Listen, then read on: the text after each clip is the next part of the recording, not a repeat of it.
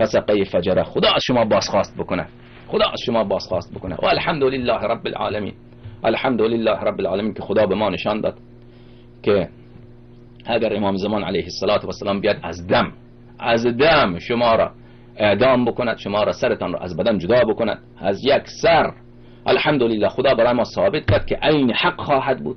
و حق امام زمان علیه السلام اینه که با شما معامله کافر حربی بکند، چون شما با امام زمان علیه السلام معامله کافر حربی کردید. شما اگر امام زمان علیه السلام را کافر نمیدانستید، در مال او مانند کافر، مال کافر حربی تصرف نمی کردید. مال امام زمان علیه السلام اگر اندازه مال خودتان حرص بر حفظ او ندارید که در اون راهی که مال مصلحت کسی که مال این مال منه، من این مال خدا در اون مال راهی که مصلحت خودم باشد صرف میکنم، درسته یا نه؟ شما مال امام زمان علیه السلام را مثل مال کافر حربی که در اون راهی که مخالف امام زمان علیه السلام اغلب اون را مصرف میکنید،